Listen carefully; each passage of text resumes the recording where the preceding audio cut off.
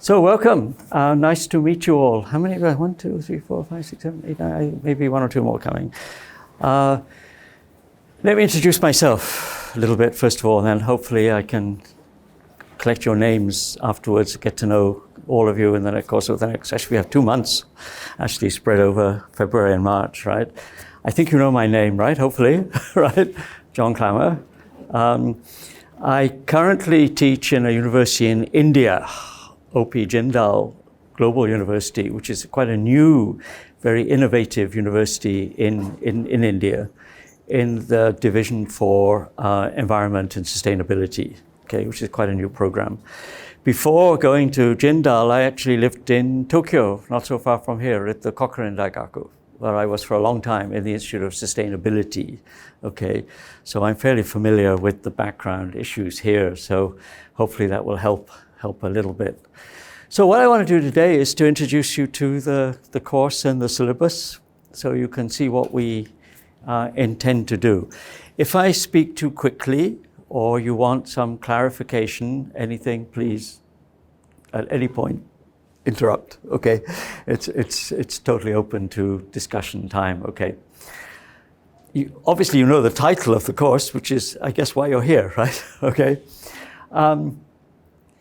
3 key notions there, and this is what we want to explore. In studies of disaster prevention or recovery, which include both natural disasters, but also humanitarian disasters. And the two obviously fit together very closely because the consequence of a natural disaster is almost always a humanitarian issue, obviously. Displacement of people. Now the concept of climate refugee has actually been accepted by the UN as a legitimate form of refugee status. Until very recently it wasn't. So if you fled from your country and you claimed asylum somewhere and said, you know, I'm a climate refugee, they would say this is not okay. Political persecution, you know, was acceptable, but climate was not, right? But now it is officially. Whether many countries are going to rapidly adapt to this idea, I'm not sure. Typically, the approach taken to disaster recovery is often, obviously, legitimately an engineering one, to do with prevention, to do with flood control, to do with all sorts of issues of exactly this kind, okay? But what I want to stress in this course is actually the 2 notions of culture and sustainability. All right, what's culture got to do with this? And you notice the subtitle: sociological, architectural, and cultural approach. Okay, and amongst things we're going to look at is in fact architecture for disaster prevention and recovery. A very interesting approach many people are now taking to disaster recovery. I don't know you tell me later on what your background is, your subject matter. Does Kyoto have an architecture school? I don't think so. Do you have an architecture? You don't think you have, right? Engineering, all sorts of things, okay? The issue of architecture, of course, is partly a technical issue of design, right? And of the engineering that goes into the construction of a building. It's also very cultural. And I'll give you just one example that illustrates the connection between culture and architecture. You may not remember personally, but of course you know the great Indian Ocean tsunami, which had devastating effects on Indonesia, particularly parts of Thailand, and actually the coast of India. The eastern coast of India, southeast India was badly hit, and so was Sri Lanka. You know where the island of Sri Lanka is, right? Off the tip of India, okay? Amongst the disaster recovery attempts were the reconstruction of coastal villages which had been destroyed, mostly fishing communities, okay? And we'll look at this as a case study later on in the course, because it's a very interesting one. If you go there today, you'll find many of the houses that were built for the people who lost their homes in the tsunami are not inhabited, right? Why wouldn't you move into a free house, right? Okay, you know? The answers turn out to be at least 3 reasons, okay? And one of them has to do with economics. Because of the fear of a future tsunami, they were built quite far inland. but coastal communities, mostly fishing people. Okay, if you have to go a long way to the beach, can't leave nowhere to leave your boat and this kind of stuff, you probably don't want to live there. You would prefer to move back to a self-constructed home, actually at the beach, despite the risk of the same thing happening again. Okay, people would rather live where they work. Okay. The second reason was a kind of engineering one. The first generation of houses had metal roofs. They were little hut-like things, but sufficient shelter, okay? Fairly tropical place, right? Have you ever lived under a tin roof in a tropical environment? People called them microwave oven houses, okay? Because you can imagine you're living under a metal roof, right?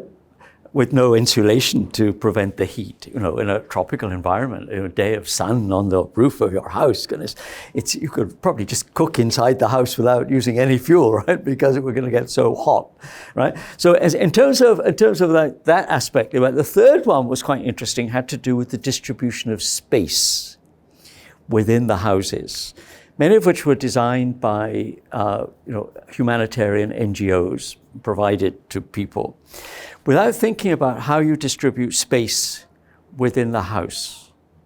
Okay?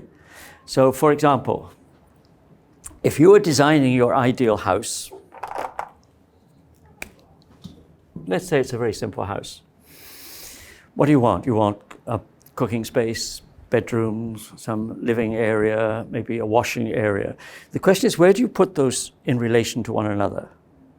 Okay, so if, for example, this is you have a living space here, cooking, maybe, let's say this is your cooking space, where are you going to put the area, let's say, for your bathroom? Is that okay, next to your cooking space? Culturally in Sri Lanka, it's not. Okay, cooking and bathing, toilet facilities should be separated clearly from one another. So, you could solve this in various ways. You could put cooking outside, which is what's traditionally done. Put the bathroom outside, something like this, with other kind of spaces. So, in fact, many of us don't think about this, but all of us have certain ideas about the distribution of space within a dwelling. Mostly this is probably not that important because it's to do with just minor convenience and things like this, okay? Though it can have quite a big impact. I lived in Singapore at one time, and as you may or may not know, well over 80% of Singapore population live in high-rise, government-provided high-rise apartments. If you've ever been to Singapore, you've seen pictures, you probably know it's a very vertical kind of city. With the newer generation of apartments designed by government architects, they had big kitchens. Do you like to have a big kitchen? You know? Maybe you don't cook, right? Now, in fact, if you've been to Southeast Asia, you will probably discover this. People don't actually cook much for the very simple reason that prepared food is available everywhere. In fact, around the base of many of these apartment blocks, you will find what in Singapore, Malaysia, called hawker centers. Centers with lots and lots of little stalls selling all sorts of local dishes.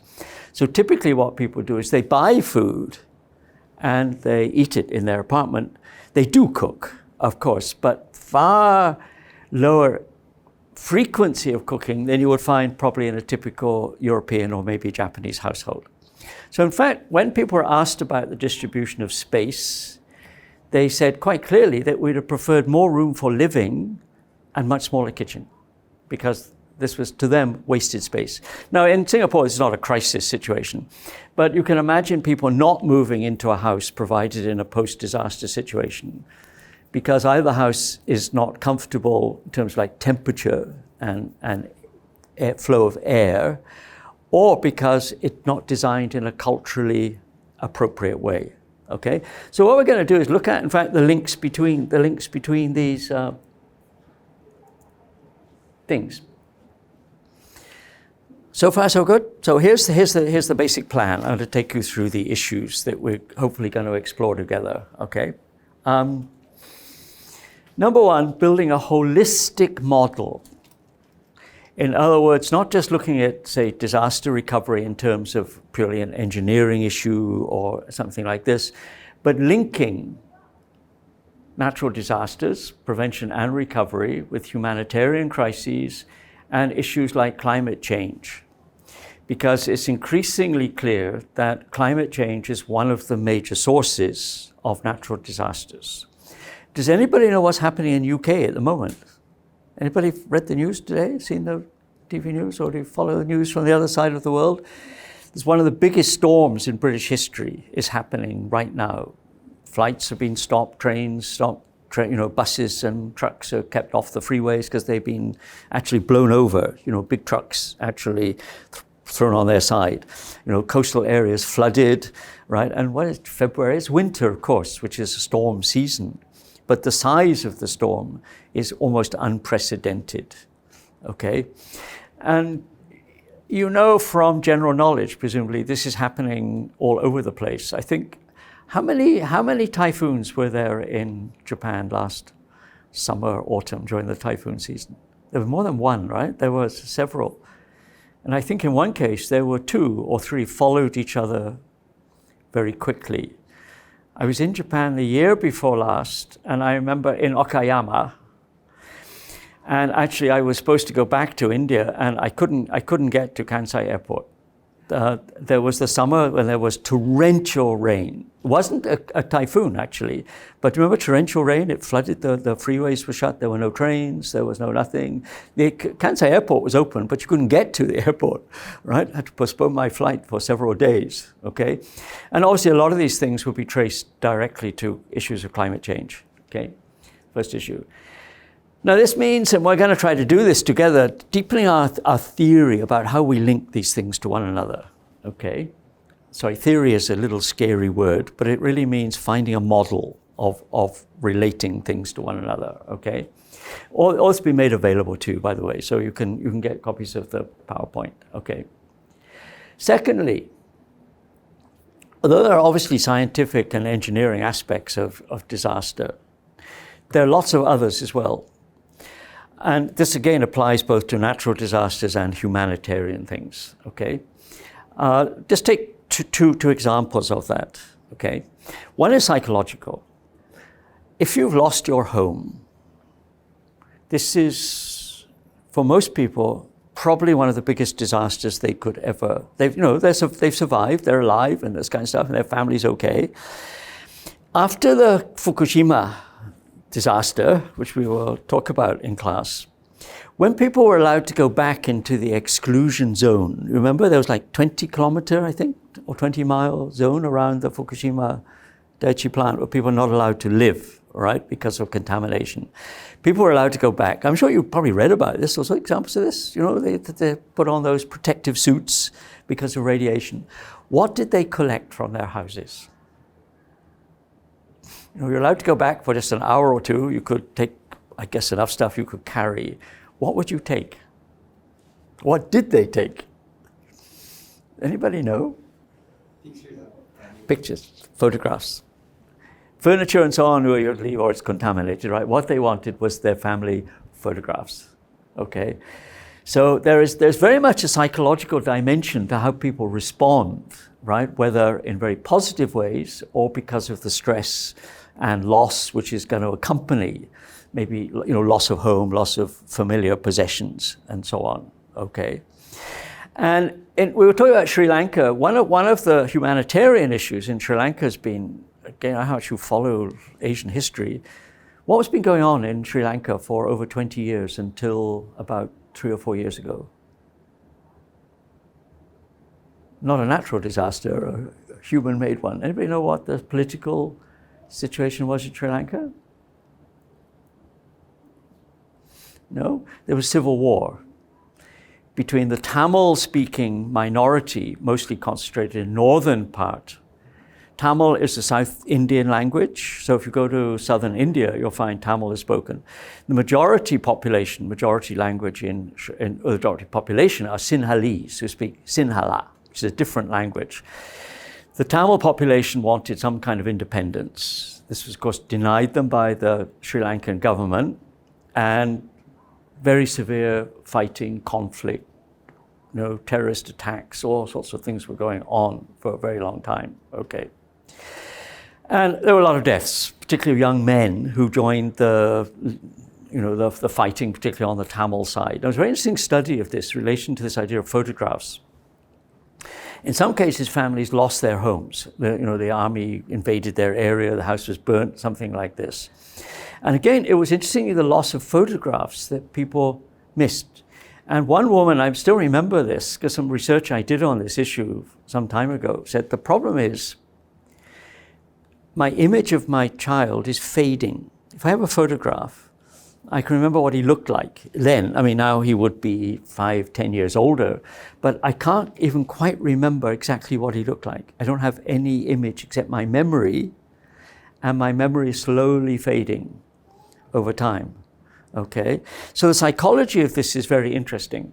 A second issue that relates to this is if you're in a camp, a refugee camp of some kind, because of disaster, whether humanitarian or otherwise, questions of gender and age turn out to be actually very important, okay? In relation to all sorts of things, including the kind of habitat that you have, okay? And including things like how people respond. Meaning that if you're maybe your age, right? If you're 20 or something, it's bad, but you can see a future. Imagine you're like 65, you find yourself in a refugee camp. How would you feel about your future? Would you see any future for yourself? This is not how you plan to end your life, right? You plan to arrive at in comfortable retirement somewhere, maybe your little pension, maybe whatever dreams you have for, somewhere in the future, all those are gone, okay? Which again has huge sociological impact and psychological impact on people who find themselves under those circumstances. So we want to discuss this a bit. And we're going to look, which is what we'll do in the next class actually, is to look at some case studies. If we look at case studies as a way of thinking, well, what can we learn from them about these factors? What kind of preliminary model can we build that those case studies show us how these things are linked to one another? So we'll do that in the next class. I'll tell you about that later, right? Okay. So is the syllabus posted online? Do you have an online copy of does Kyonai do this?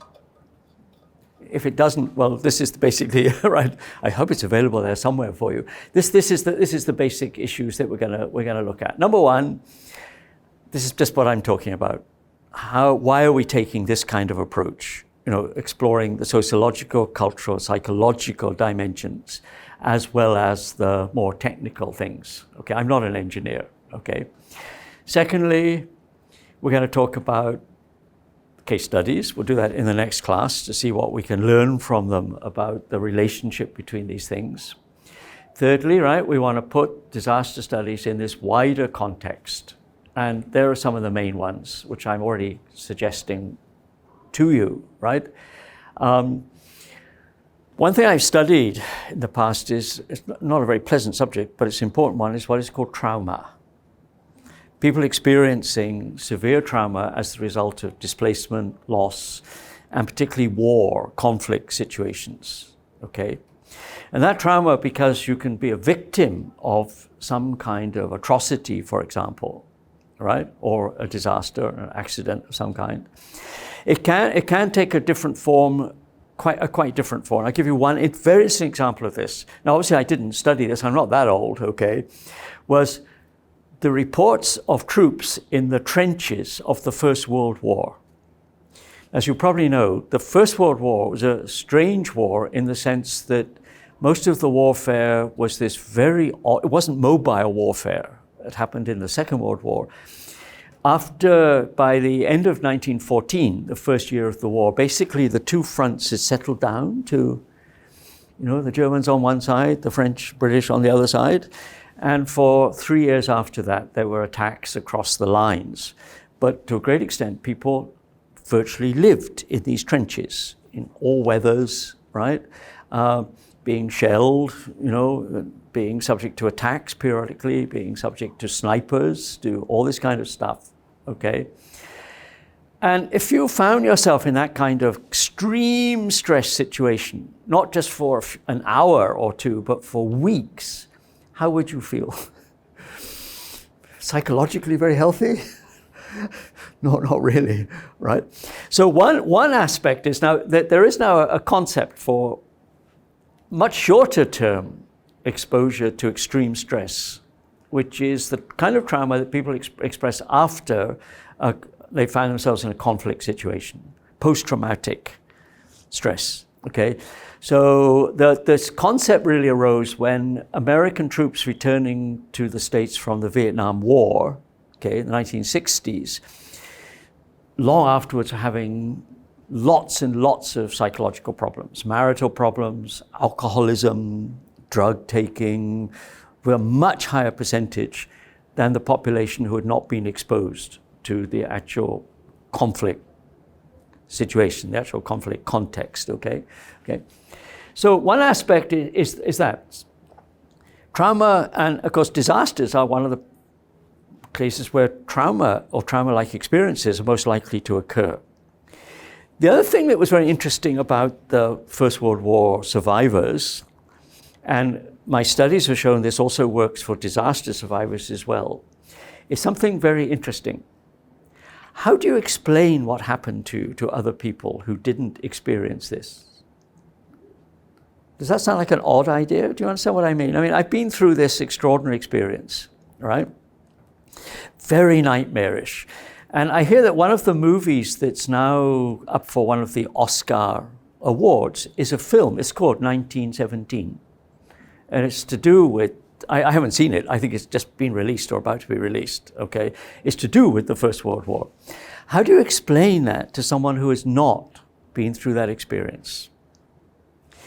Okay, 3 or 4 major examples of that would be, for example, of course, say a disaster situation, war, okay, subject to violent crime of some kind, or in fact, what has been studied in quite a lot of detail were survivors of Nazi concentration camps, okay?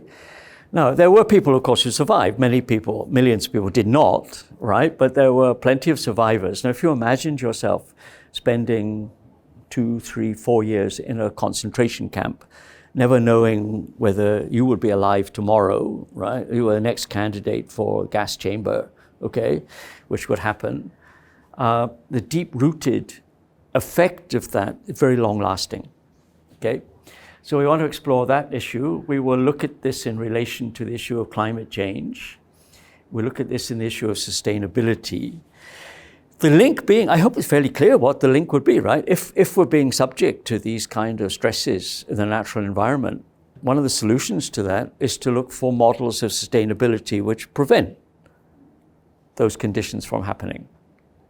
Does that make sense? You know, let's try prevention, right? And this is a very, very controversial issue now. I mean, I don't know if you're following climate change debates. You know, the Paris Accord, which Mr. Trump decided to leave last year, trying to keep the rise in global temperatures to 1.5 Celsius, right? The current evidence is that that's going to be very, very hard to do. Even if we make drastic changes to industry and so on now, the probabilities rise to at least 2, possibly beyond 2 degrees. And nobody knows what the effect of that would be on, you know, weather patterns, ocean warming, which is going to cause stronger and stronger typhoons and blah, blah, blah, you know, the whole lot of links. So the issue of sustainability is very important because one of the outcomes, I think, of our discussion, I hope with this class, will be to think about what sustainability means and what might be potential means of achieving it, or at least approaching it, okay? So we have lots of practical outcomes here. Cultural responses.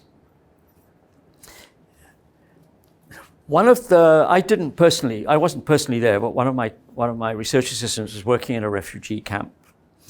And one of the large international NGOs that was working in the camp, a lot of children in the camp, right? They said, well, we have limited resources. So what would you like? What would the children like? Okay, you want school, you want a better clinic, well, what do you want? Their answer was very interesting. You know what the answer was? They wanted a theater. said, you want what? I said, a theatre. You don't want a clinic? I said, oh, well, yeah, there are some doctors here and this kind of stuff. So why do you want a theatre? I said, because it's a way we can tell the story of what is happening to us. We can create narratives that help us to explain the circumstances in which we're in.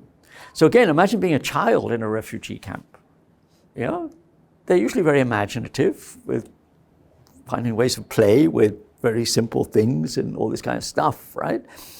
But if it's a relatively long-term condition that you're in, again, the way you would respond to that, how you would begin to construct a life around that circumstance of being in a camp, a displacement camp of some kind, right?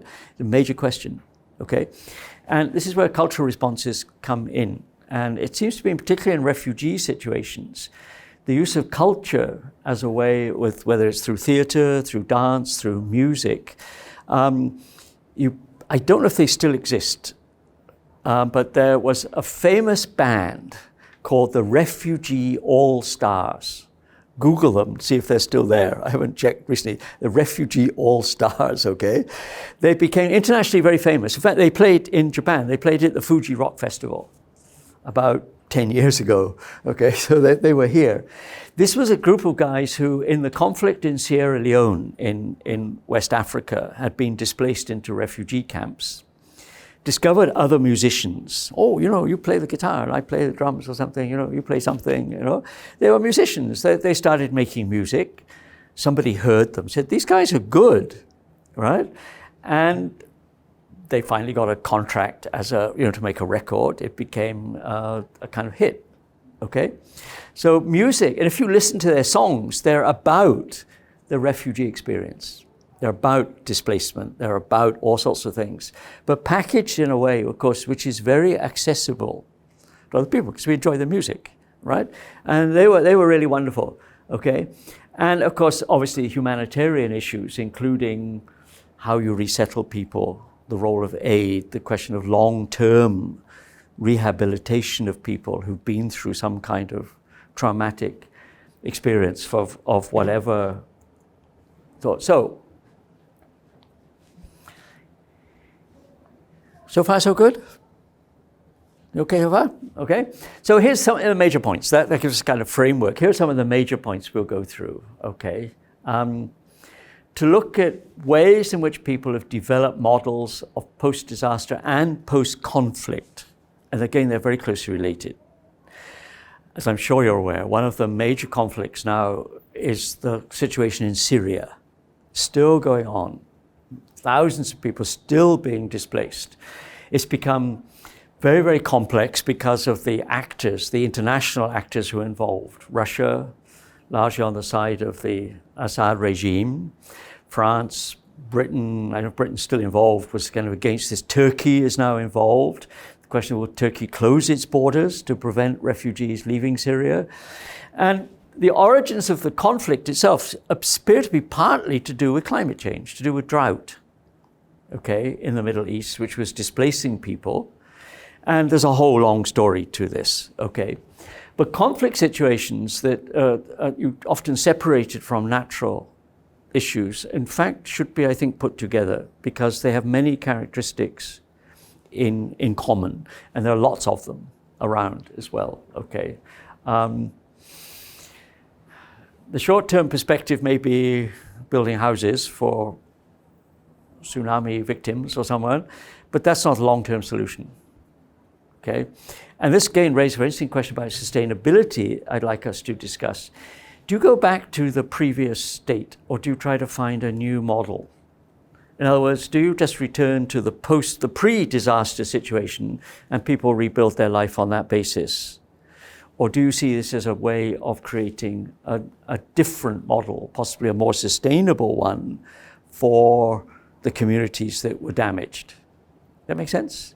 Do you go back to the old model, or do you try to find one that is future-looking? And to do that, of course, involves lots of things, including negotiation with the people who are affected. What kind of future do you want? You know, how would you like that to be structured? What kind of aid would help you to do that? Secondly, there's the thing we were just talking about, the social psychology of adaptation and trauma. It's not usually discussed in this context, so we're going to open up, I hope, some new areas here. Okay. Now, medical sociology is an interesting field here. Now, medical sociology is, what's it got to do with disasters or with issues of development? Okay. It turns out lots. Okay. For example, I'll give you some of these. Well, I can give you the name now. There's a very famous medical sociologist, a man called Arthur Kleinman at Harvard University. And one of his most famous books, and it's available in Japanese translation as well. I think that's the title, Illness Narratives. Okay, so Google him, check the library, see if you can find his book. It's very worth reading anyway. What the book is about, when Kleinman was dealing with his patients, he's a medical doctor and an anthropologist, an interesting combination, okay, at Harvard Medical School. Okay, he discovered that one of the things they most wanted to talk about was how they understood their illness. Okay. Now that can take various forms. It can take the form, of course, the natural things. Why is it happening to me, right? Why did I catch something? You didn't get it. I caught it, right? How come? So the bigger life things. Okay, if you discover you do have a serious disease, a life-threatening condition, you're going to have to completely rethink the story of your life. Where did this come from? How do I respond to it? How does it affect my relationship with other people? There are a whole bunch of things. This is what Kleinman in his book calls illness narratives. And he discovered something else, which I think is very relevant to disaster studies, which is if people could make sense of their illness, they could give it some meaning, they could respond positively to it. And in many cases, the recovery rate of those people was statistically much higher. Make sense?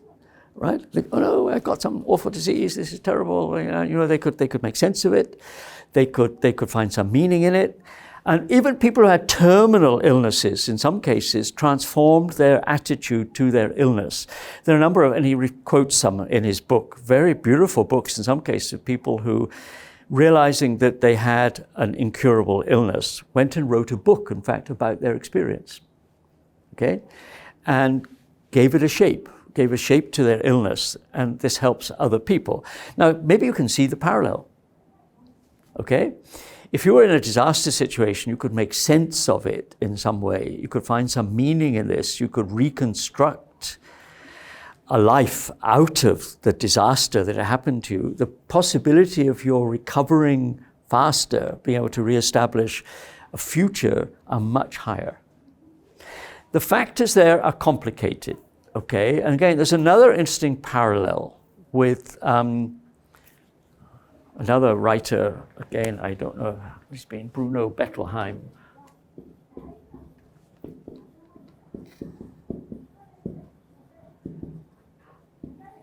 Whose book is called, in English, it's called The Informed, sorry, my writing is terrible, Informed Heart.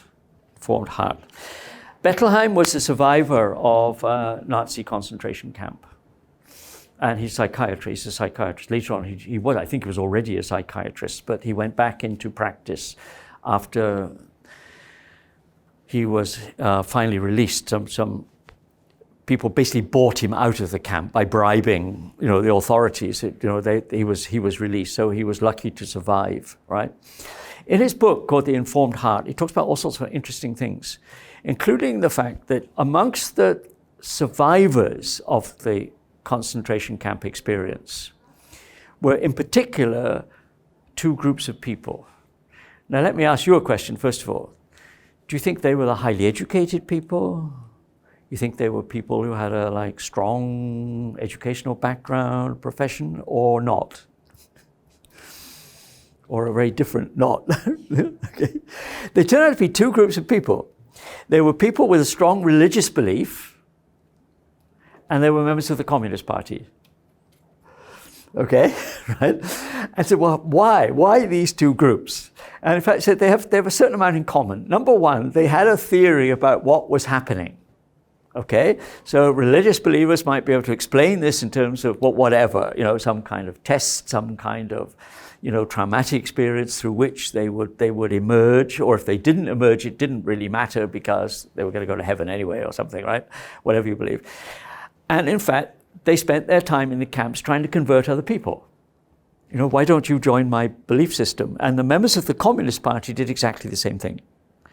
They had a very good theory about why this was happening, why fascism had emerged, right? How to fight it. And instead of just despairing, they would try to recruit, other prisoners. Say, why don't you join the Communist Party? And after we get out of here, we can create the revolution. And, they would explain Marxism to each other. They would have little study groups within their huts and this kind of stuff. They tended to survive to a much higher degree than, in fact, very educated people. The trouble with the very educated people is they saw this simply as loss.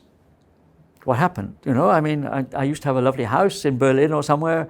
I had a job. I was a university professor. I had a nice income. And it's gone. It's all gone, right? And there's no way you can explain this to yourself. So you despair. You give up, right? And well, whether you were killed off in the camp or you simply died from illness or cold and starvation, whatever, people tended to abandon hope, okay? So medical sociology then, for the idea of Kleinman's idea of narratives is very important, okay? Narratives being the way in which people construct a story of their life which makes sense of the circumstances. Okay? Cultural responses we just talked about, theatre and other things. So if you're interested in theatre and whatever, there's a lot of very interesting studies of theatre in refugee camp, particularly theatre, okay, in Palestine, other places. Fourthly, there's the question of the legal dimensions of this. If you are an islander on one of the little Pacific islands that is likely to disappear underwater, and if sea level rises by 1 meter for sure, your home is going to disappear. What obligations does the rest of the world have to you? Sorry, shouldn't have lived on an island, right? If you live on, there are plenty of mountains right here, you should live up there, safe from sea level rise. What kind of obligations does the world have? Are the people who are responsible for climate change really responsible for those people? The high emitting countries should provide asylum. This is to some extent already happening in the Pacific. New Zealand, for example, to some extent Australia, is giving asylum to Pacific Islanders that were within their traditional kind of political and economic space, in that part of the Pacific, okay? On what basis can you claim asylum? Which is saying, now the UN now recognizes climate refugees as a legitimate form of refugee status, okay? Now you may still have to persuade some governments to accept that. If I show up at the airport and say, I would like to claim asylum, say, what happens if I show up at Kansai Airport or Narita? Say, I'd like to claim asylum in Japan. Say, well, why? Are you being persecuted? Say, no, it's the weather. My home is disappearing under the sea. What do you think the immigration people at Narita would say? Come in, welcome? Or we don't really acknowledge this as being a status that you can claim, even if the UN now officially has created this category. There are a lot of legal issues in international law about responsibility and about the rights, if any, of displaced people, right? Particularly in another country, right, from the one in which they were originally displaced, okay? We were looking at that a little bit. Question of architecture, we were just saying Sri Lanka, but there are many, many other cases of, in the city of Aceh, which is, do you know the Shape of Indonesia? No, Indonesia is kind of a lot. There's a big island here, south here. Singapore is down here. Sorry, not very good map. Singapore is there. Borneo is over here. Java, Bali is over here. Aceh is here, right? It was very directly affected. ACEH was one of the cities most directly and immediately affected by the Great Indian Ocean tsunami. It's very close to the epicenter of the earthquake, okay? When the reconstruction of Aceh began, several interesting things have emerged. We discuss all these cases in more detail. One was, what was the first building people wanted? What's the dominant religion in Indonesia? 90% or so of Indonesians belong to what religion? Islam, right? They're Christians and Buddhists, other people too, but it's predominantly a Muslim country. What was the first building they wanted?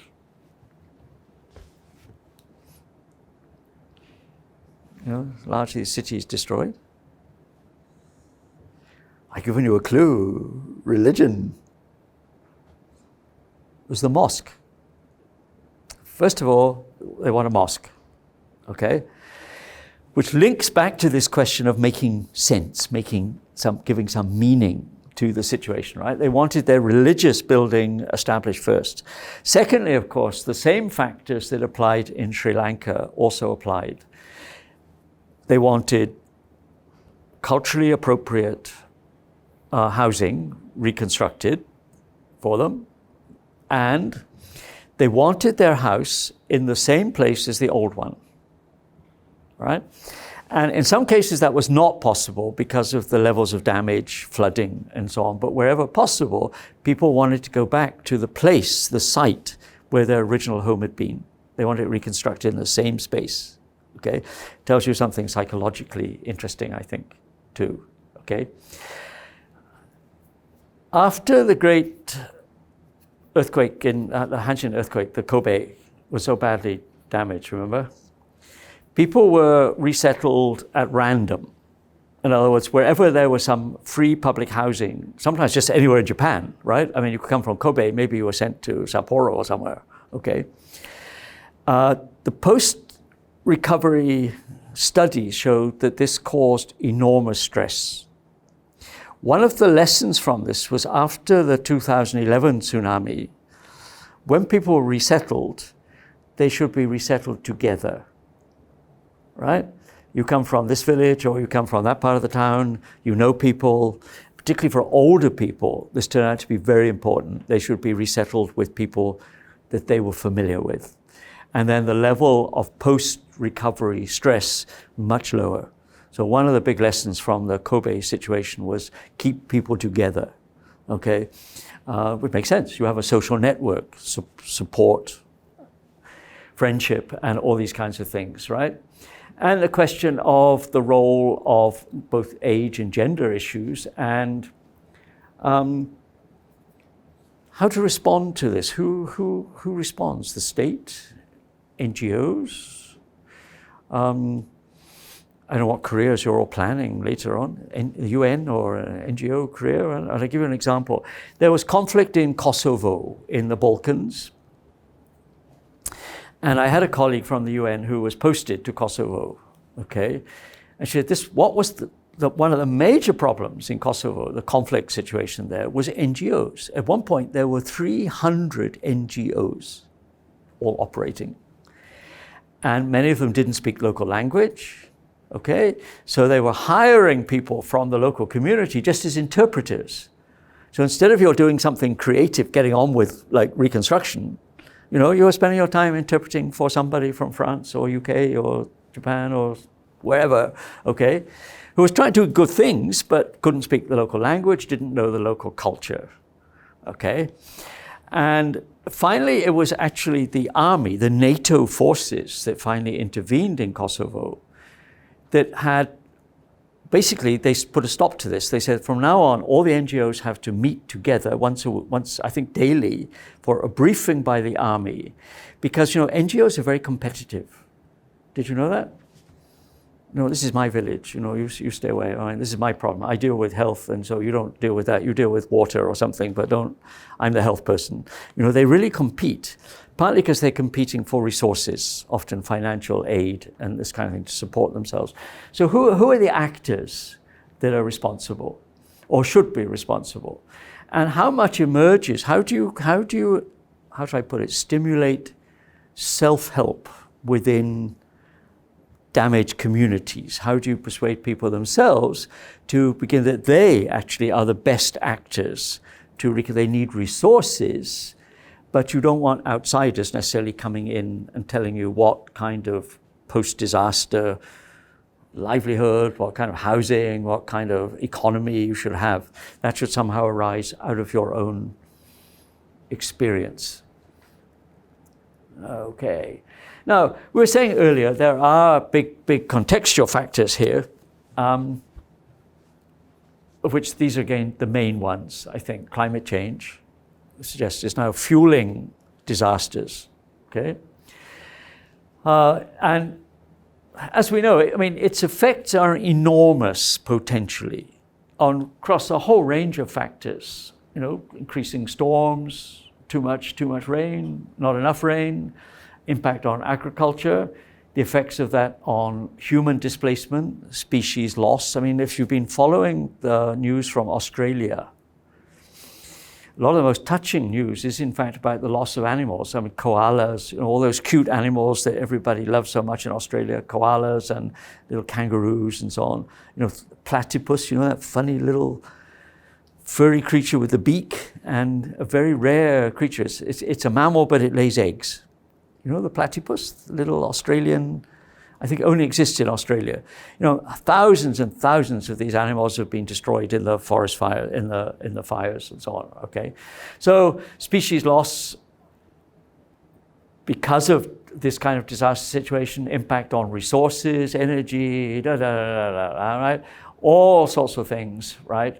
Health effects, planning implications, and all sorts of things like this. This is true of climate change, but it's true of something else. I remember human beings are strange creatures. I was flying once from somewhere in the Pacific back to Europe, and I had to transit at Los Angeles, okay? And my flight was, LA is a very busy airport, and you often have to wait. You circle for 20 minutes or so waiting for your landing slot. So this was very interesting. You could look down, it was daytime, you could see the city, right? And I noticed two things that struck me as very interesting. First of all, I thought it's very odd. A lot of people like blue roofs on their houses. As we got lower, I realized all these houses didn't have blue roofs. You know what the blue was? Swimming pools. Huge number of swimming pools, private swimming pools. I mean, not public ones where we can all go and swim. Not every house, obviously, but dozens and dozens of swimming pools, right?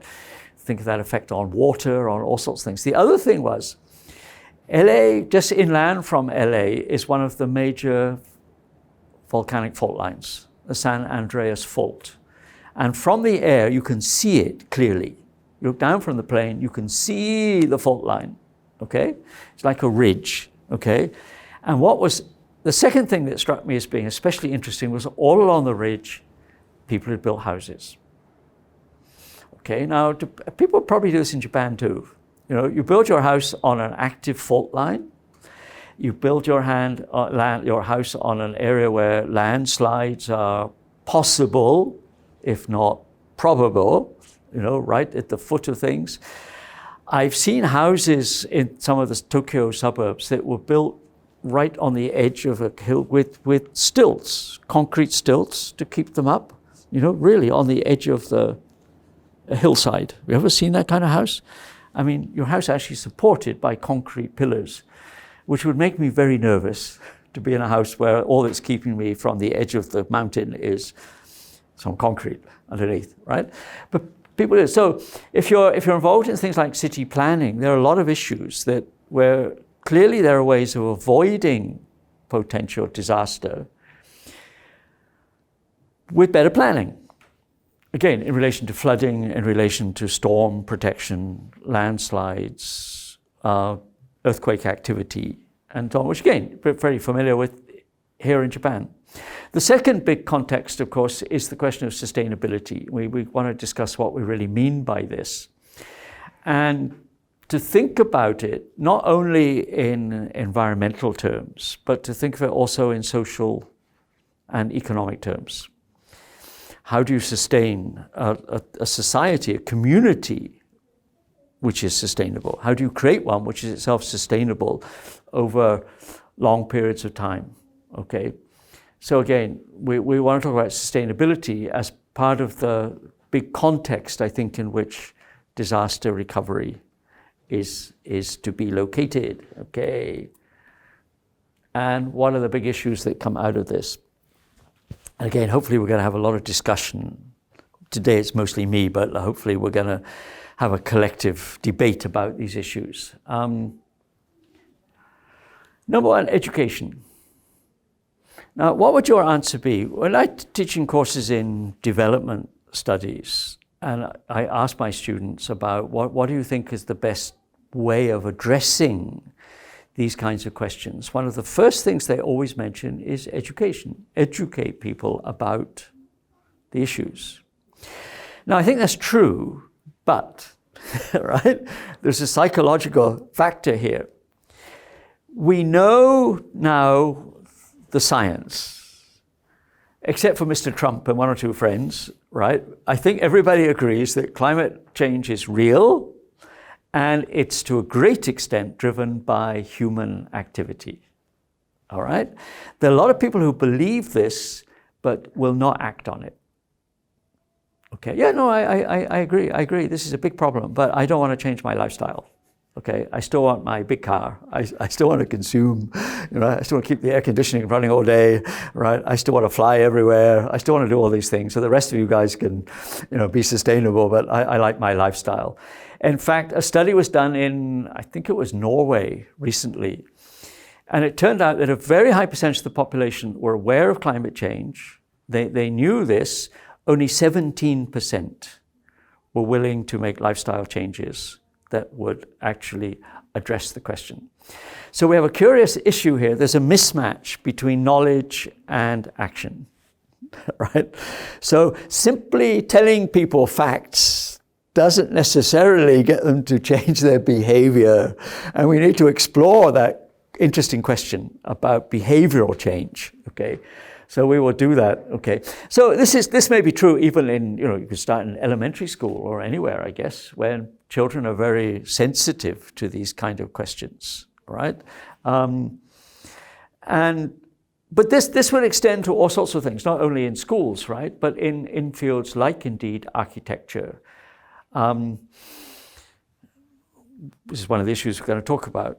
Okay, buildings, and I can't quote you the exact figures now, I'd have to look them up. And I don't know what the figures are for Japan, okay?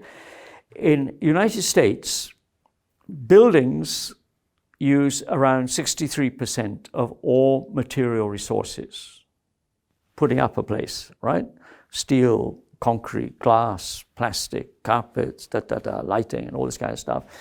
And of course, buildings are one of the major sources of energy use.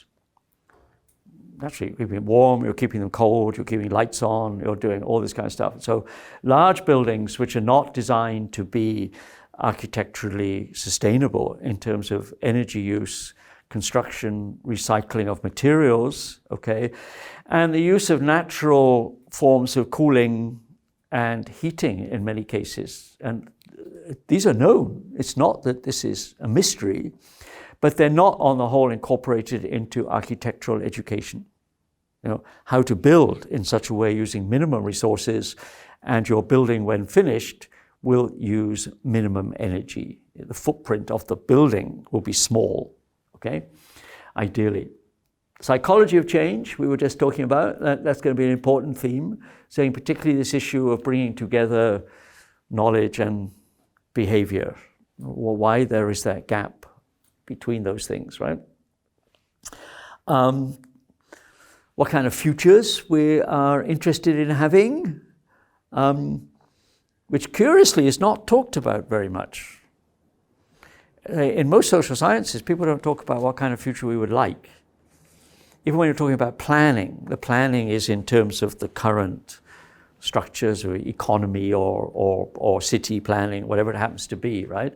But we want to expand that a little bit to think about, well, part of the issue here is what kind of future we would like to have and the mechanisms for attempting to get there, okay? Which are very closely related to disaster risk. Okay, in social theory, now we'll see how far we get with some of these issues. It may be too theoretical or whatever, but let's see. On the whole, societies don't break down. They change, right? Social change is a normal process, but they don't tend to break down except under conditions of disaster, revolution, possibly war, perhaps, okay? Otherwise, they remain fairly stable, okay? Now, an interesting question is that when they do break down, what do we learn about what keeps societies together? Does that make sense? So when a society is just running quietly like a well-oiled machine, it's not a problem, right? Everything works. I don't think about it. Most of us don't think about it. If it breaks down, we begin to wonder why it broke down, right? And that can tell us a lot about the way in which societies are structured. If you know the way in which societies are structured, you can strengthen the points which you think they need strengthening, and you can possibly get rid of some of the areas where they're weak, or you can work on strengthening the weaker areas, okay? Now, there can be many examples of that. You know, I live in India at the moment. It's very common in India for people to still be members of large-scale kinship networks. You know, people have lots of relatives, in other words, right, with whom they have regular interaction or with whom they live in some joint household. In the West, this has almost disappeared. The nuclear family is now the norm. 2 parents and what I think the average in Japan now is 1.5 children, right? Right? Okay. Below replacement rate because Japanese population is actually declining, right? Okay. And that has other implications for the future, of course, but we want to have time to talk about that, okay? One of the interesting emerging social problems in Japan is the number of elderly single people, right, who do not have a network of kinship support, okay? Now, if you think about that in relation to breakdown, when you have a network, this provides you with resilience. You know, other people are looking out for me. Other people are there for support, to share resources, I can go and live with them, or they can come and live with me, they can do all this kind of stuff. If you don't have anybody, you don't have anything, all right? Extreme social isolation seems to be one of the trends in societies, industrial societies moving increasingly towards becoming more individualistic, more atomized in terms of their social structure. Okay, so breakdowns are interesting because they tell us about what keeps societies together. Okay, the social psychological interest, not only the question of behavior and knowledge we were just mentioning. Many social psychologists suggest that one of the things we have to face at the moment is the fact that the rate of change is fast. Right, in technology, in all sorts of things, is unprecedentedly fast. The thing about a disaster is, of course, it speeds up everything incredibly quickly. You have to respond very fast to massive changes. So disasters are a kind of accelerated change of extreme kind. But the background to that is indeed the argument that accelerated change is the norm for contemporary societies. Okay, things happen quickly, and we have to learn to respond in ways that probably our grandparents would never have imagined the speed with which you have to adapt. Okay, and one of the things I also explored a little bit is, do you know what chaos theory is? The study of nonlinear systems, basically. A very good example of chaos theory's applications is in weather, meteorology.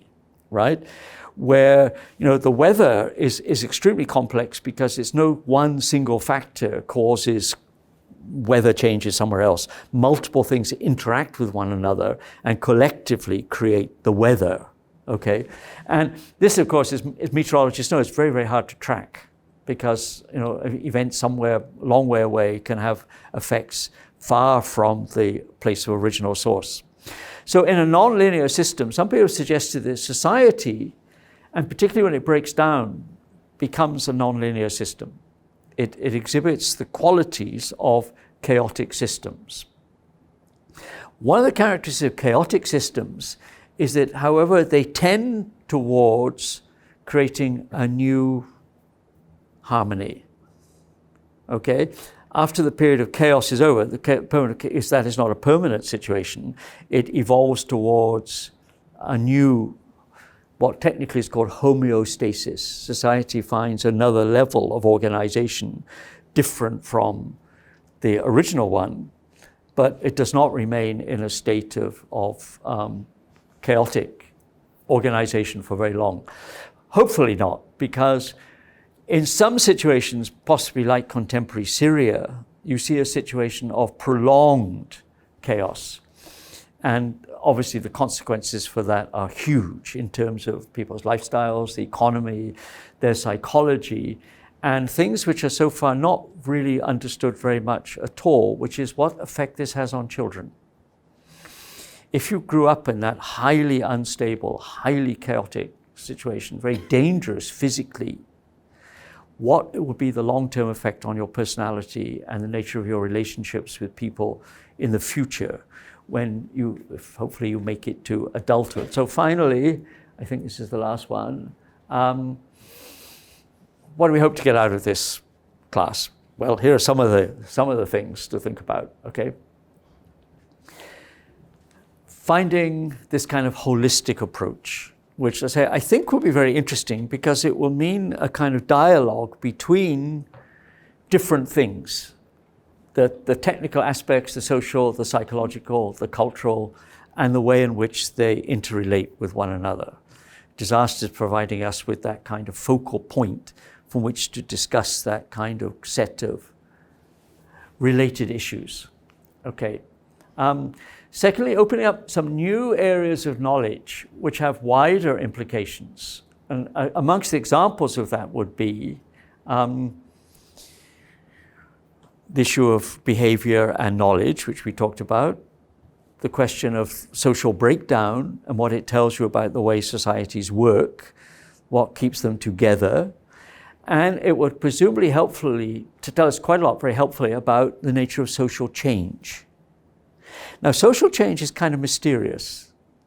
It happens all the time, but I don't think many of us really understand how it works, okay? And I mean, I'm a sociologist by training. If you look in the typical sociology textbook, you'll find it has all the usual stuff. It tells you what is sociology, then it talks about family, it talks about the economy, it talks about all this kind of stuff. And at the end, there'll be a chapter on social change. In fact, the chapter on social change probably ought to be at the beginning because it's actually normal that change is occurring. But we don't understand it very well.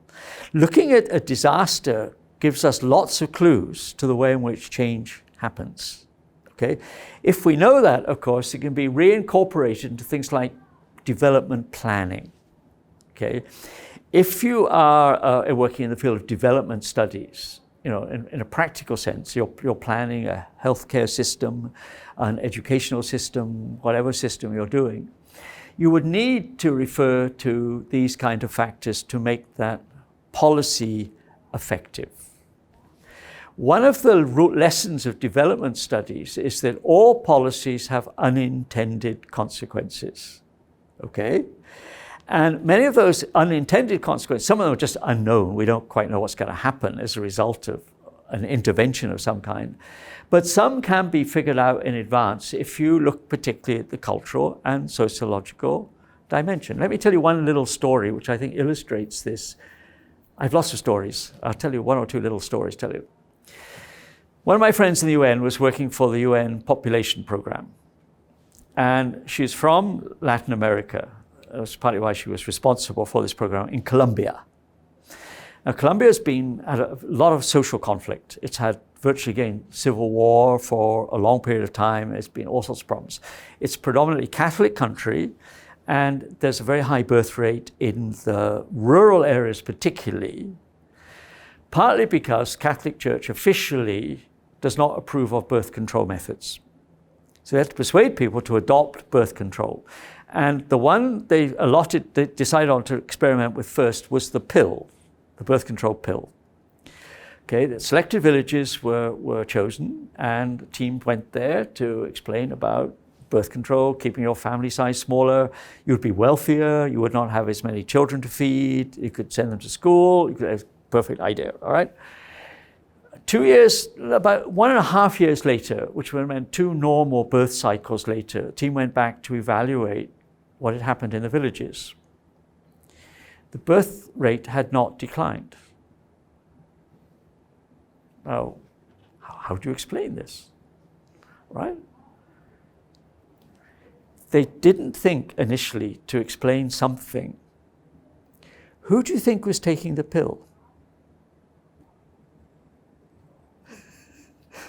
The men were taking the pill. This was a patriarchal Latin American society, okay?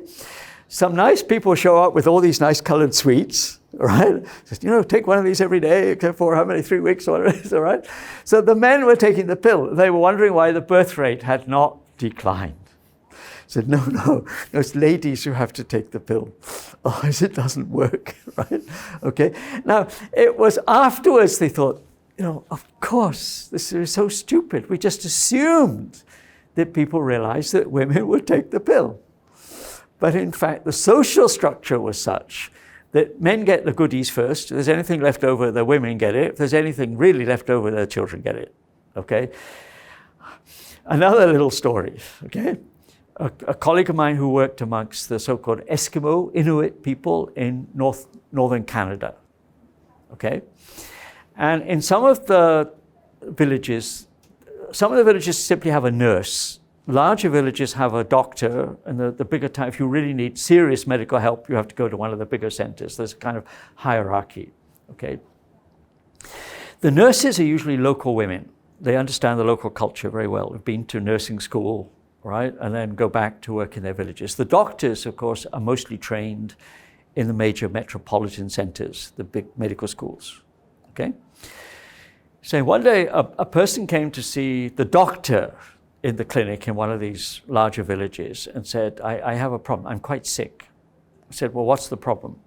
He said, I'm possessed by the spirit of a moose. You know what a moose is? The big deer-like animal you find in very northern climate, like a huge deer that has big antlers. Yeah? They're very big. I always thought they were like little deer until I saw one. I mean, they're like huge, but anyway, okay.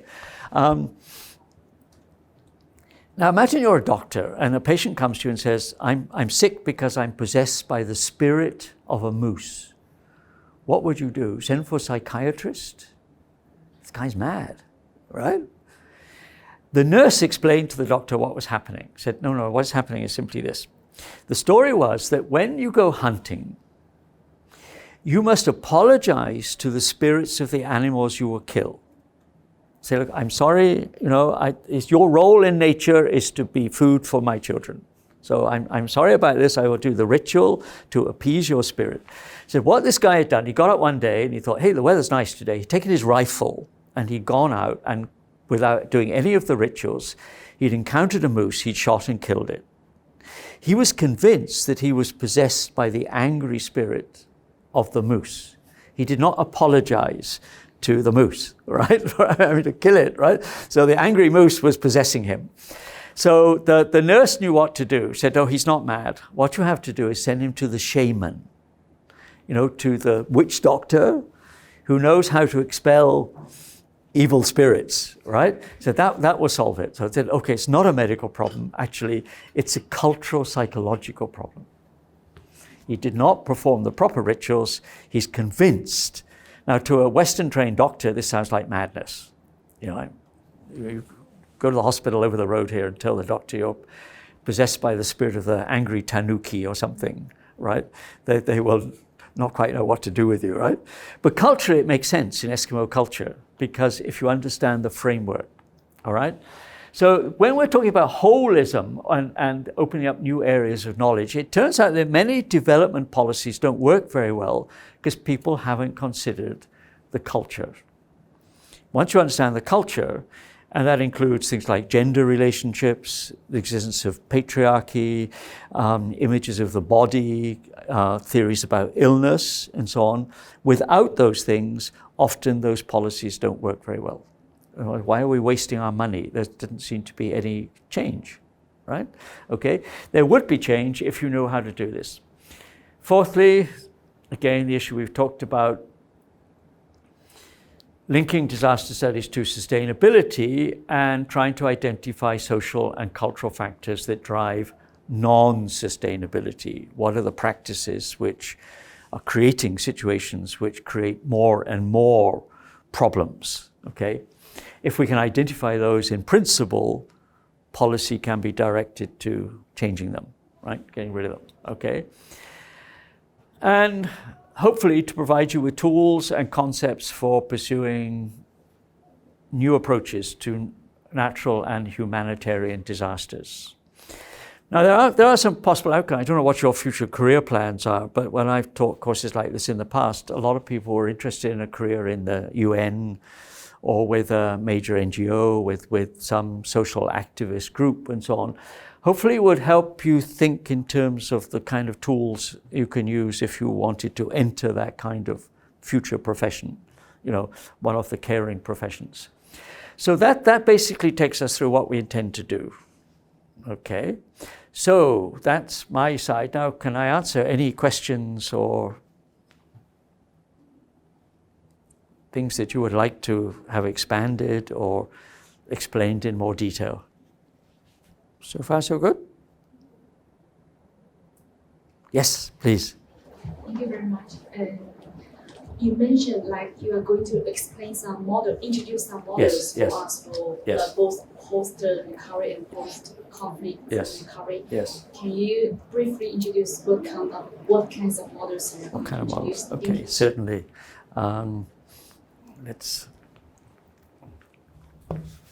We will expand on this a lot in the next class on Wednesday, but let me give you a few examples.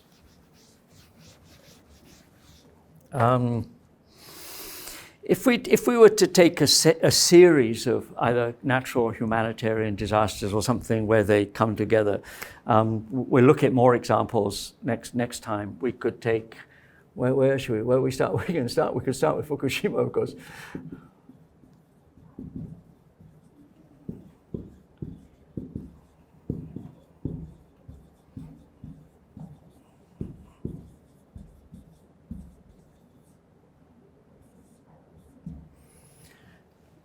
We'll look at these in detail, but just to answer your question a little bit. Let's say you take each of these cases and try and figure out what was happening, okay? And what the lessons to be learned would be. Well, we'll discuss this in class in detail next class, but say you take Fukushima, and one of the issues that emerged, of course, was the danger of building. Nuclear power plants need large quantities of water for coolant. So they're mostly built in coastal areas. But the coastal defenses, of course, were totally, of course, the tsunami was huge. Whether maybe there was no way this could be explored. The sea defenses were inadequate. And it turned out that the backup generators to run the plant in the event of loss of power were on the ocean side. So to begin with, there were very simple physical lessons to be learned. If you have to build your nuclear power station on the coast, make sure your sea defenses are good and your power backup is as far away from the ocean as possible. Okay. In the case of Syria, you've got a crisis which maybe originally had something to do with climate change, particularly drought conditions. All right? It's got political dimensions.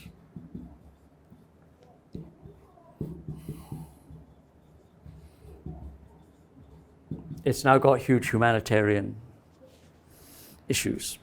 So, the issues were totally different from that. It may be the point of origin was a climatic factor, okay? But the subsequent questions turned quickly into political ones. In other words, climate turns into politics, okay? And you can see this everywhere. I mean, with debates about the Paris Accord, right? And there was another big UN meeting in Spain, in Madrid, just 2 or 3 months ago, okay? Where the politics are intensely tied up with how people will respond to a physical change, in this case, climatic one, okay? And of course, that in turn has fueled a huge humanitarian issue with tens of thousands of refugees, right? The responsibility of other countries to absorb them or not, okay? What do you know about Rwanda? Do you know about Rwanda? Little country in Africa? What was the situation in Rwanda? I'm sure you've heard about it, right? It was a huge genocide that broke out between the two major ethnic groups, the Tutsi and Hutu tribal groups, right? In which people killed their neighbors, people, you know, this kind of mass destruction of people you knew. I mean, it wasn't that they were like total strangers, right? That, you know, you're the wrong tribe, you live next door to me, we come next door and we murder you, okay? People have debated what was going on. Was this a factor to do with ethnic conflict? And one of the arguments that's most interesting about the Rwanda situation is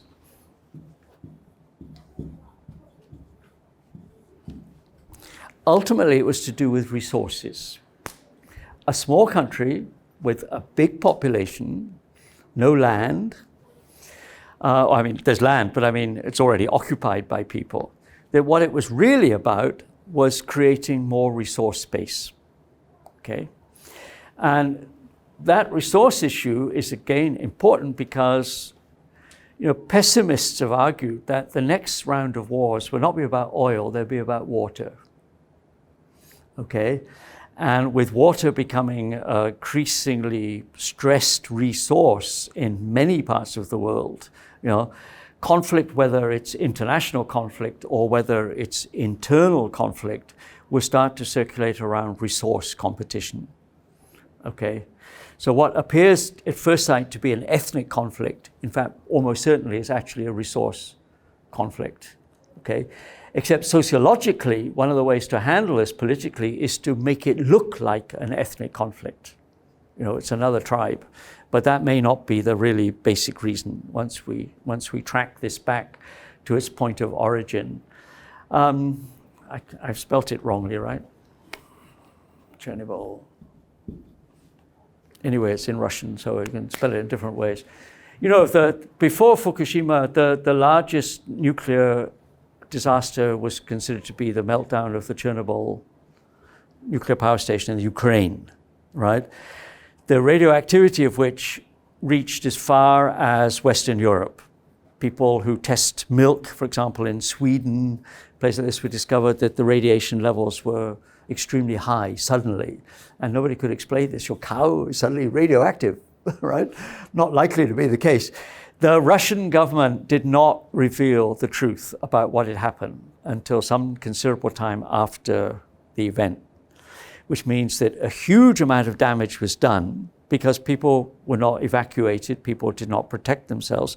Now, what is the case we now have, unfortunately, right before us, which has very similar pattern of political background? The virus, the coronavirus, right?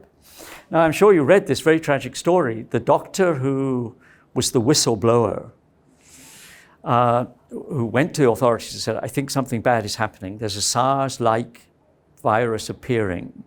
And they just made trouble for him, right? This young doctor, who's apparently an eye doctor, actually. He contracted the virus because he was treating a patient for their eye trouble without knowing that they, in fact, had the virus, okay? And many people are arguing that something similar has happened. If the Chinese government had acted quickly at the beginning of December, maybe the outbreak could have been contained in a much smaller space, or it wouldn't have spread. You could quickly have imposed controls on movement, whatever, which they didn't do. With the result now, it's not exactly all over the world, but getting close to this, right? And the probabilities of the spreading, the networks are spreading because of international travel, particularly. We're feeling very sorry for these people on the cruise liner in Yokohama Harbor, right? Where, I think they're still there, right? Are they still there this morning? What's this morning's news? There's like 3,000 people right? Trapped in the ship, and already the number, of course, with close proximity to people, the chance of infection are much higher, of course, we know. But the point being that what the Chernobyl thing shows up very clearly is, again, something to do with at least two things: politics and information leading to reaction. You don't want to tell people that a disaster has happened, because people can't protect themselves, right? And then, of course, contamination of water supplies, of all sorts of stuff, right, is going to get worse and worse before you know it. The second thing, of course, is information. This is an interesting question. One of the things that's being debated at the moment with the coronavirus thing is fake news.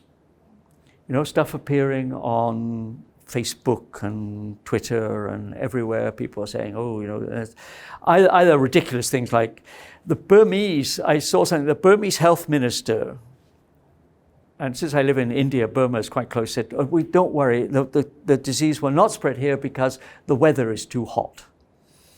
Okay, the virus doesn't like hot weather, so it will stay out of Burma, so we don't have to worry about it, which is probably a totally ridiculous thing to say, right? Whether the virus is affected by temperature level, I have no idea, okay? But it's improbable, I imagine, that it couldn't spread to a tropical country, all right? So no controls, never mind, it won't come here, all right? Eat garlic, eat all sorts of theories about what you should do to protect yourself from the virus, right? In fact, if there is a disaster situation of some kind, the spread of accurate information about what to do, how to respond, right? How to maximize your level of protection and so on, can be spread fairly easily. And the good thing is now, of course, there is the media. There are regular media, there's social media, there's all sorts of stuff, okay, through which information can be very quickly sent to people, okay? And that leading to policy, to a reaction to whatever the case suggests as the way in which to contain or modify the effect of whatever the situation, the disaster situation you're finding would be. So these are examples of what I mean by models. Now what we're trying to do in the next class is to look at a number of these models and then to think what are the conclusions we can draw from this about what would be the right response. Okay, and so there is a learning thing here. I mean, I think the Chinese government's actually done very badly here. They knew quite a lot early, but did not respond, right, and did not tell people what to do. Not to create panic, but to allow people to begin to protect themselves at an early stage, which is pretty stupid if you think about it, because some of the earlier disasters would probably have, Chernobyl, for example, would have shown the same pattern. Don't do this, right? Because in fact, it makes the problem worse if you do not respond. The question is, what would be the appropriate kind of responses? So we will look at those examples and try to build from that models of response, okay?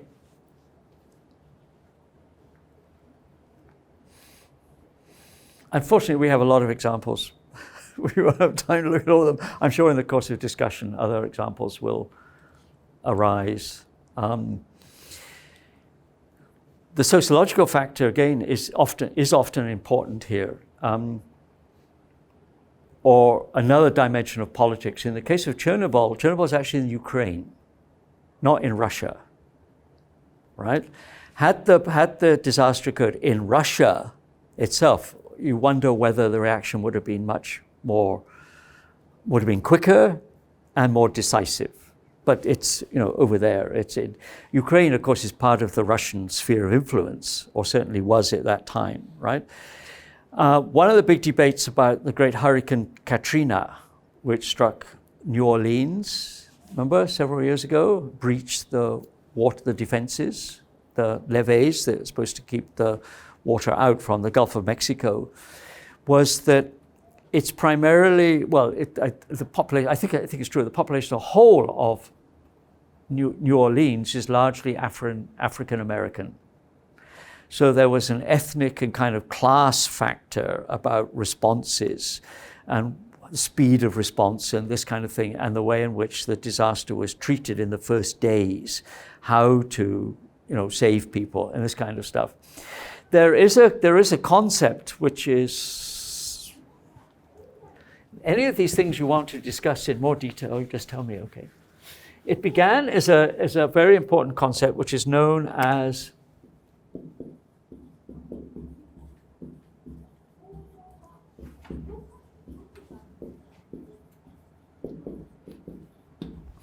environmental racism. The concept of environmental racism emerges from the fact that when you look at a lot of disaster situations, you find that one of the problems was that the power station, there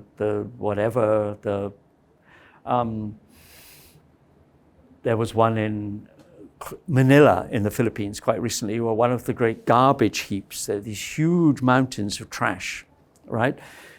It was a landslide. And of course, large part of this huge mountain of trash fell down onto the dwellings below it, right? And of course, that's not where rich people live, right? It tends to be either minorities or the poor who live in areas which are particularly vulnerable to this kind of disaster. Not always, of course. The rich often like to live right by the beach, okay, as well as the poor. But the idea here is that what some of these things tell us is about bigger social patterns, which have something to do with the nature of responses to disaster or the speed with which responses are made. So we'll try to tie all these little factors together, hopefully not in a confusing way, but in a way which shows us the interlinkage between one dimension and another. So far, so good? So we're going to talk about disasters, but beyond that, we're going to take us into all sorts of quite new realms of discussion, including the question of social psychology, right, which is rarely touched on in the context of kind of disaster management. More questions, more comments. Yes? Do you think this kind of approach is relatively new? Well, sorry? This kind of approach is, to look at disaster in terms of culture, environment or politics. Yeah. This approach is new. It's not totally new, but it's not very much stressed in the way in which people respond. So what we're doing, actually, in a way, collectively, what we're doing here in the class is exploring this new model. So I hope that out of the class will come some quite creative thinking about these questions. So you are the people who can make creative input into the way in which disaster management is conceived and handled. And I hope you can see a little bit of this just from these kind of comments, though, in which political issues, social issues, culture, ethnicity, race question, often form part of the total picture within which these things are connected to one another. Yeah. So that has many implications for policy, the way in which people think about how to respond to these kind of issues. Okay. Again, I give you just another example. There was it's less than 2 years ago. I don't know if the news reached Japan. There was a disastrous fire in a public housing block in London. Did you hear about this? A place called Grenfell Towers was the name of this high-rise building. A fire broke out in the building at some time in the evening or at night, and it rapidly spread through the whole building. Okay, the death toll is thought to be at least 70 people, and some people say it was actually higher, but the government doesn't want to tell you the truth, okay? Now, a number of things turn out to be very interesting about this Grenfell Towers disaster. Number one, the tower is in a rich part of London. It's in a part of London called Kensington, which is one of the richest districts of London, right? To live there normally is very, very expensive, but this was social housing, right? It's a public housing block, okay? Number two, proper safety controls checks had not been made.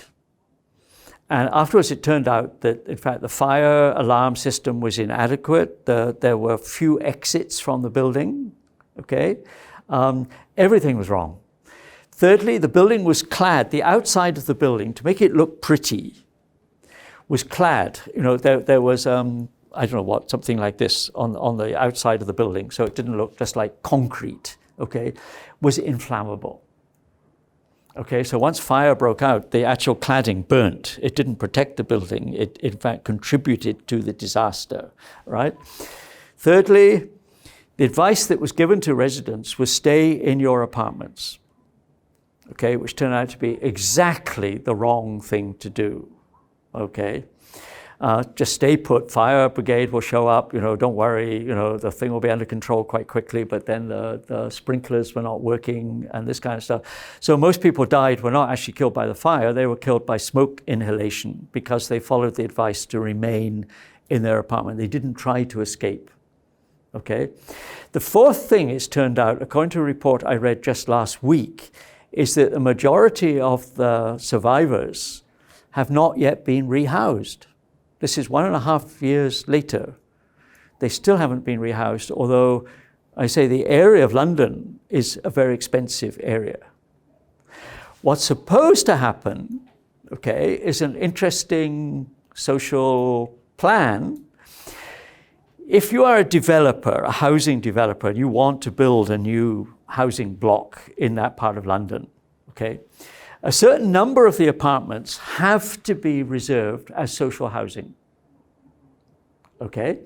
Which has, officially, it has two effects. One is it mixes people of different classes and ethnicities, because a lot of the people living in Grenfell Towers were ethnic minority people, okay? So the idea is in a quite expensive block, there will also be minority people living. And number two, of course, it creates housing, right? The problem has been, how do you really force private developers to ensure that they build social housing into their expensive upmarket housing developments, right? You really enforce this, you're really going to check that this has been done. So people say, this is a terrible scandal. I mean, a year and a half later, a lot of people still don't have a permanent home, right? They were not responsible for the disaster in the first place. So again, one case shows you multiple things happening. Failure, technical engineering failure, advice, wrong information, right? Bad social planning in terms of resettlement, right? And the fact that there was an ethnic and class factor built into the thing, that the majority of the inhabitants were fairly poor, people from ethnic minorities, okay? And therefore were not able to afford new housing themselves, right? But have not been resettled. So there was a whole set of things. So if you unpack one case, it turns out to have multiple, how do we put it, implications that go off, including, say, very much the socio-cultural ones, as well as the, as it were, more technical ones to do with protection engineering. But Grenfell Towers disaster shows that was a factor too, right? Inadequate exits, inadequate fire alarms, inadequate in-house sprinkler system, you know, that should have automatically been activated when fire broke out, you know. Basically everything was wrong. And cladding your building in inflammable covering, right? Which is pretty stupid if you think about it. Even if it looks pretty, it's not a good idea, right? To do this on the whole, right? Okay, so I think we take one case, we can unpack it in all sorts of directions. Little homework then, I'd like you to think about examples that you are aware of this kind of disaster situation that you would like to discuss. Okay, so we have some local ones. We have Kobe. We have Fukushima much more recently, right? But there are many examples going on almost all over the place with extreme weather conditions, other consequences.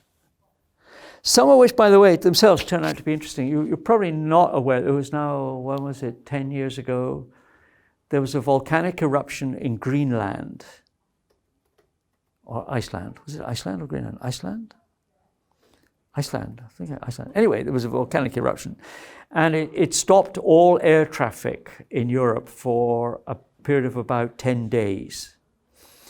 And I remember here, there were people stranded at Narita and so on, and Japanese families were offering people, because after 2 or 3 days, you couldn't really afford a hotel anymore. You had no idea when your flights will resume to Europe.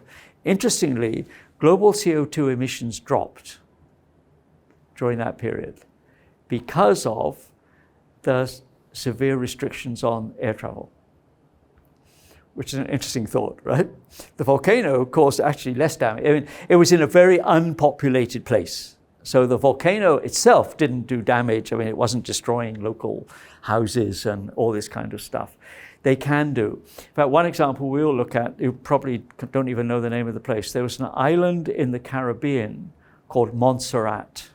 Have you ever heard of it? Quite small island. In, what was the year? I remember the year now, more than 10 years ago. 2/3 of the island was destroyed by a huge volcanic eruption. It's a volcanic island. The volcano, which had been dormant for several centuries, erupted without warning, destroying 2/3 of the island. Many of the islanders left to go somewhere else because they couldn't return home. Their homes were totally destroyed. Fortunately, the death toll zone was quite low despite the size of the disaster. Okay, many others went back, and we'll look at a case study of this in which it was through cultural means that they were trying to reestablish something, which is another very interesting social psychological thing, is what some people call social memory. Social memory refers to the fact that you have attachments to a place, and even if the place is transformed, in this case by volcanic eruption, you still attach strong personal, emotional ties to that place, okay? And in the case of Montserrat, people returned because their social memory was so strong, they preferred to live there even though most of the landscape had been changed. My house used to be here, right? And disappeared under the lava now, but that's still the place I associate with my identity very strongly. So this disruption of identity and how people manage it through social and cultural means is actually very important in terms of long-term adaptation and survival to, how are we doing? Oh, we're okay. We've gone over time, actually. So, thank you.